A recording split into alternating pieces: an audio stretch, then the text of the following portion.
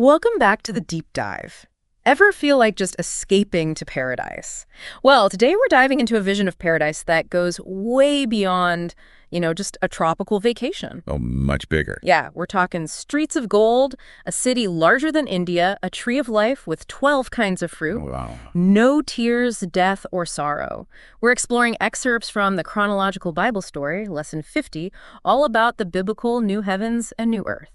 And to help unpack these fascinating descriptions, I've got an expert in biblical interpretation with me. Yeah, thanks for having me. It's interesting you use the word escape because the concept of paradise in the Bible, it's about way more than just getting away. Yeah. It taps into this really deep human longing for a world, well, restored to wholeness and joy, where we're totally in sync with God and each other. So it's not just escaping to paradise, it's also escaping from something, like from the brokenness and pain of the world today. Right, exactly. And this longing for paradise, for a restored world, it's woven through the whole biblical narrative.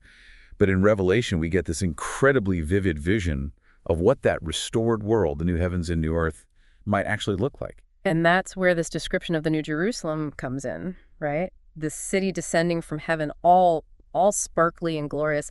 Larger than India. Hold on. Larger than India. It's pretty wild, right? That's a pretty wild detail. It definitely captures the imagination, doesn't it? I think that's part of the point. The author of Revelation is using these dramatic images to convey the sheer scale of God's power and his plan for restoration. Yeah, I can see that. But why a city? Why not like a beautiful garden or a peaceful countryside? What's so special about a city? That's a great question. Throughout the Bible, cities, they often represent centers of human civilization, culture, community. Mm-hmm. So the New Jerusalem, as a city, could symbolize, well, the culmination of all that's good and beautiful about human society, but perfected and purified by God's presence. So it's not just individual salvation, but the restoration of the entire human community. Precisely. And there's another layer to this. In the Old Testament, Jerusalem was seen as the city of God, the place where heaven and earth met. So the New Jerusalem could be interpreted as a restoration of that original connection, a place where God's presence is fully and permanently dwelling among his people. Okay, that's starting to make more sense. But what about those specific details? Like the streets paved with gold and the gates of pearl. Do we take those literally? Or are they more symbolic? Well, that's a debate that biblical scholars have been having for centuries. Some argue for a literal interpretation. Others see them as symbolic representations of the purity, beauty, value of this new creation. I'm a little skeptical about the literal gold streets, I'll be honest. Imagine walking on those in heels. Ouch. But I can see how the imagery of gold and pearls, well, they evoke a sense of preciousness and splendor. Exactly. And remember, Revelation was written in a time when precious metals and gems were like the ultimate symbols of wealth and beauty. So for the original audience, these images would have been incredibly powerful and evocative. Speaking of powerful imagery, the source also mentions that the city is illuminated by the glory of God himself. That's a pretty stunning visual. It is. And it raises an important question. What does it mean for God's glory to be the source of light in this new creation? Ooh, I like where you're going with this. What does it suggest about God's presence and the nature of light in this paradise? Well, light in the Bible is often associated with truth, knowledge, holiness. So God's glory illuminating the New Jerusalem could symbolize the complete absence of darkness, both literally and metaphorically. So no more secrets, no more lies, no more hiding in the shadows. That's pretty compelling. It is, and it ties into another key aspect of this vision of paradise, the absence of everything negative. The source highlights no more tears, death, sorrow, crying, pain. Yeah, that definitely sounds like my kind of place. But it's even deeper than that. The source says there will also be no more lies, no more evil, no more impurity. This new creation isn't just about physical comfort.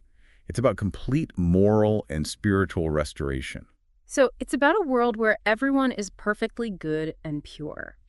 That raises some interesting questions about free will and the nature of choice. If everyone is inherently good, do we even have the capacity to choose evil anymore? That's a question theologians have grappled with for centuries. The text doesn't give us a definite answer, but it suggests that in this new creation, our hearts and minds will be so aligned with God's will that the desire for evil will simply cease to exist. Okay, that's a pretty mind-blowing concept. But let's delve into another intriguing aspect of the New Jerusalem, the Lamb. The source mentions that this is like a dominant title for Jesus in the book of Revelation. Right. And this title, the Lamb, isn't just a random nickname.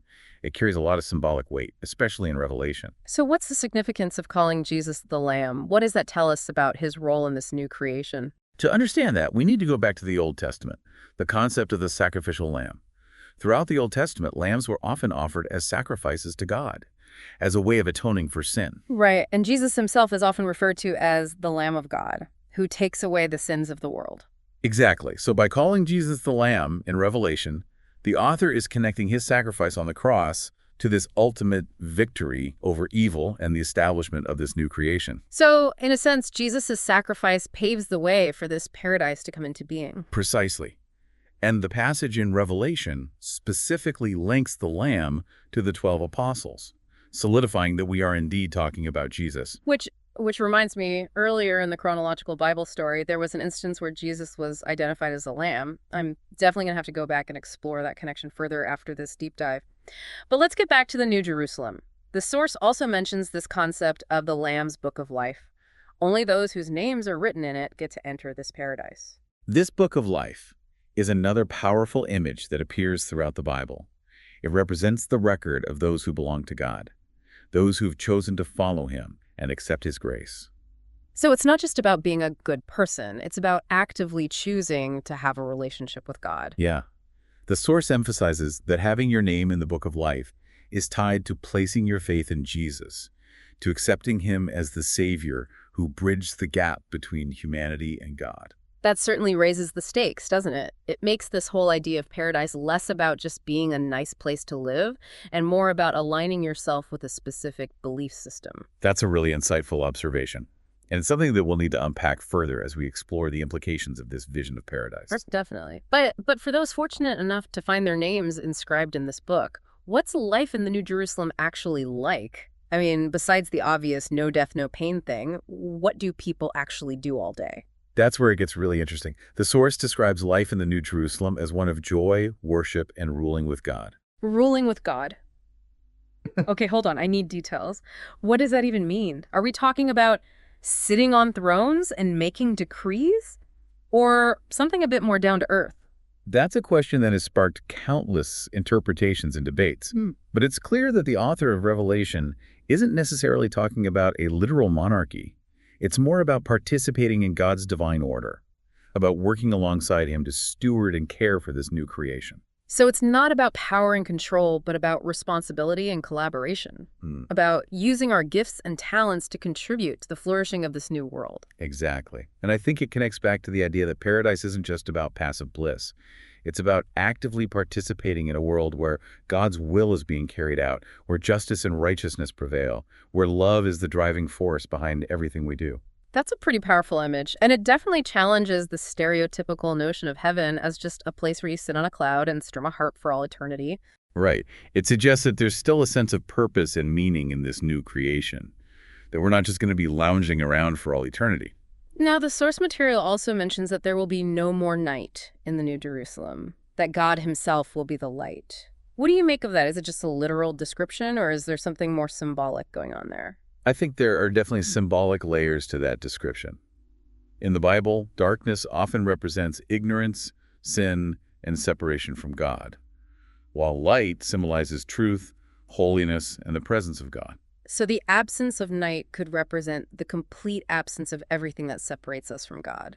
No more secrets, no more lies, no more hiding in the shadows. That's a very insightful interpretation, and it ties into the idea that paradise is a place of perfect transparency and unity, where there's nothing to hide, where everything is illuminated by God's truth. That's a pretty amazing concept. But it also makes me wonder, if there's no night, does that mean time itself works differently in the New Jerusalem? I mean, do we even need to sleep if there's no cycle of day and night? That's a fascinating question, and one that the text doesn't explicitly answer. But it does raise the possibility that our experience of time and space might be completely transformed in this new creation. Which, of course, leads to even more questions, like how do relationships work in a realm where time might not exist in the same way? How do we experience growth and change if there's no linear progression of time? Those are questions that we can only speculate about. And I think that's part of what makes this vision of paradise so intriguing. It pushes us to think beyond our limited human understanding of reality and consider the possibility of something truly transcendent and awe-inspiring. It's definitely a lot to wrap your head around, but I think we've covered a lot of ground in this deep dive. We've explored the symbolism of the tree of life, the river of water of life, the concept of ruling with God, and even the idea of a realm where time might function differently. But there's one more crucial aspect of this vision that we need to address: the question of who gets to enter this paradise and who doesn't. Okay, so we're picturing this incredible city, the New Jerusalem, no pain, no sorrow, streets paved with gold. But what about those other details mentioned in the source? Specifically, the river of water of life and that mysterious tree of life. Yeah, those are two elements that really capture the imagination. They point to the deeper meaning of paradise in this vision. Let's start with the tree of life. I'm fascinated by the idea that it yields 12 different kinds of fruit every single month. What kind of fruit are we talking about here? Are we talking mangoes and pineapples, or some kind of otherworldly superfruit we can't even comprehend yet? Well, the text doesn't get into specifics about the types of fruit. And I think that's deliberate. The focus is on the abundance and the continuous provision represented by this tree. It's yielding fruit every month, suggesting a constant state of nourishment and satisfaction in this new creation. So it's not just about the specific types of fruit, but about the idea of never-ending abundance, like a cosmic farmer's market that's always fully stocked. Yeah, and I think it speaks to a deeper spiritual reality as well. In the Bible, fruit often symbolizes the results of a righteous life, the blessings that flow from being in a right relationship with God. So the tree of life bearing fruit every month could also represent the constant outpouring of God's grace and love in this new creation. Okay, I'm starting to see how these seemingly simple details are actually layered with so much meaning. Absolutely. Right. And it gets even more intriguing when we consider the fact that the leaves of this tree are for the healing of the nations. That's right. I almost forgot about that detail. It's not just about the fruit. It's about the leaves having this incredible healing power.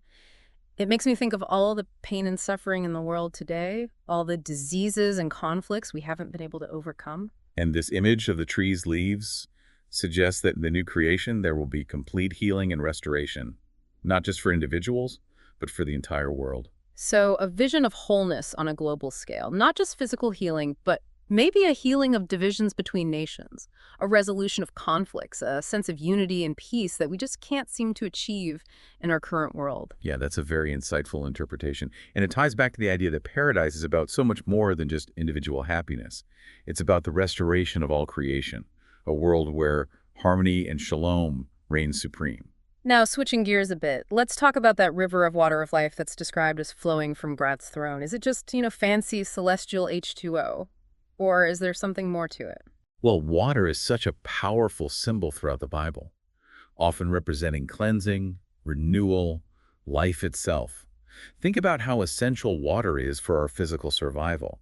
Without it, we simply wouldn't exist. Right. And in a lot of spiritual traditions, water is used in rituals of purification and rebirth. Exactly. So in this context, the river of water of life flowing from God's throne is likely more than just a physical river. It probably represents the constant flow of God's grace and presence, the life-giving power that sustains those who dwell in the New Jerusalem.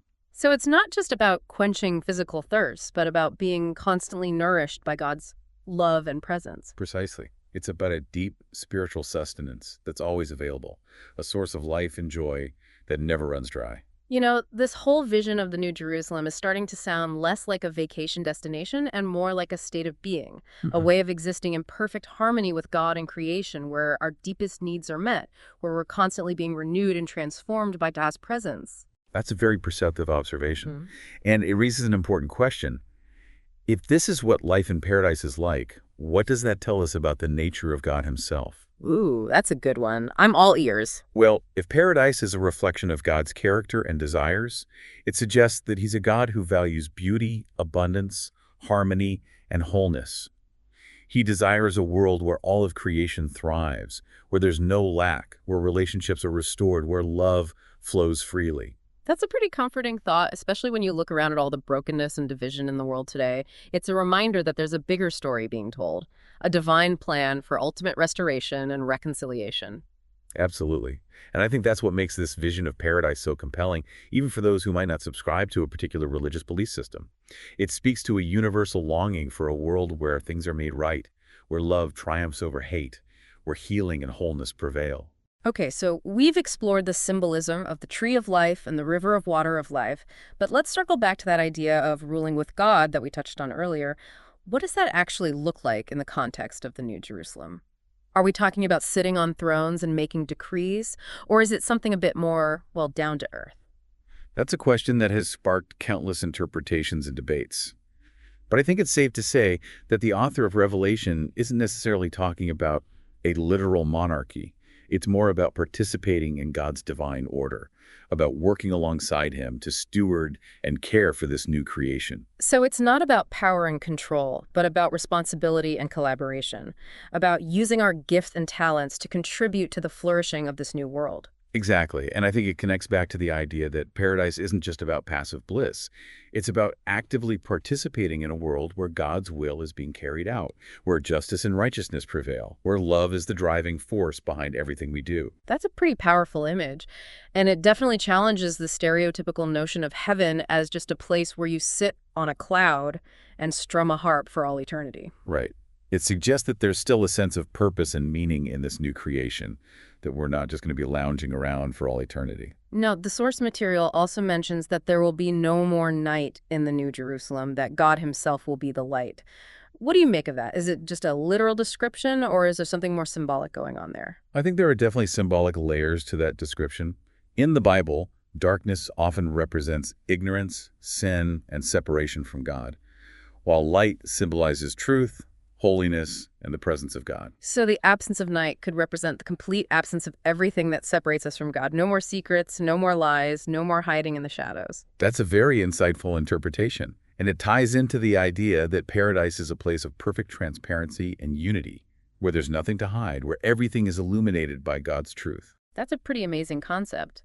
But it also makes me wonder, if there's no night, does that mean time itself works differently in the New Jerusalem? I mean, do we even need to sleep if there's no cycle of day and night? That's a fascinating question, and one that the text doesn't explicitly answer. But it does raise the possibility that our experience of time and space might be completely transformed in this new creation. Which, of course, leads to even more questions, like how do relationships work in a realm where time might not exist in the same way? How do we experience growth and change if there's no linear progression of time? Those are questions that we can only speculate about. And I think that's part of what makes this vision of paradise so intriguing. It pushes us to think beyond our limited human understanding of reality and consider the possibility of something truly transcendent and awe-inspiring. It's definitely a lot to wrap your head around, but I think we've covered a lot of ground in this deep dive. We've explored the symbolism of the tree of life, the river of water of life, the concept of ruling with God, and even the idea of a realm where time might function differently.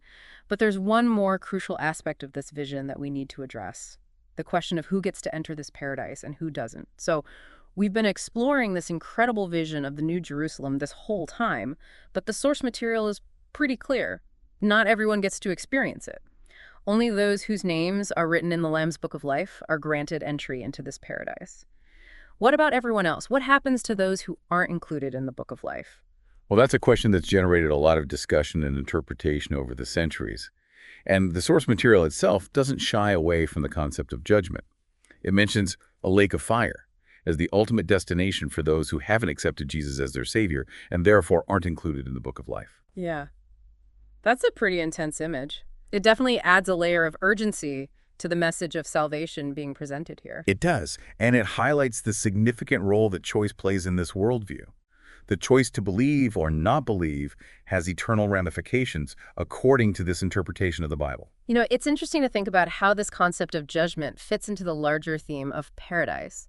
It suggests that paradise isn't just about physical comfort and beauty, but also about moral and spiritual purity.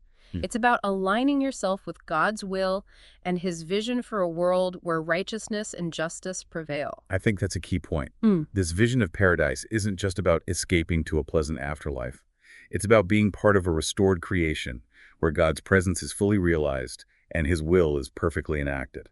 Which brings us back to that idea of ruling with God that we discussed earlier.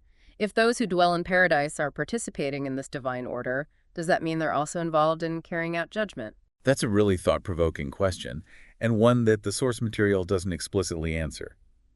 The specifics of what ruling with God entails are left open to interpretation. I suppose it makes sense that there would be some mystery surrounding this concept, but it definitely adds another layer of complexity to this vision of paradise. It's not just about passive bliss, but about active participation in a world where God's will is being carried out both in terms of blessings and consequences. And that, I believe, is what makes this whole deep dive so fascinating. We're wrestling with ideas that challenge our assumptions about good and evil, about justice and mercy, and ultimately about the purpose of human existence. It's a lot to ponder, but definitely worth the effort. I agree. So, as we wrap up this exploration of the concept of paradise, I'm curious to hear what stands out to you the most. What image or idea has really stuck with you? For me, it's the sheer vastness of the vision that continues to resonate. This idea of a renewed earth, a city as massive as a continent, the promise of eternal life and complete healing. It points to the boundless nature of God's love and power. That's a beautiful way to put it. And it leaves us with a sense of hope, doesn't it? Even amidst the challenges and uncertainties of life, we can hold on to this vision of a future where all things are made new, where sorrow and pain are no more. It's a vision that has inspired and comforted people for centuries. Thanks for joining us on this journey into the heart of paradise. We hope you've come away with some new insights, some intriguing questions to ponder, and maybe even a renewed sense of wonder about the mysteries of life and faith. Until next time, keep diving deep.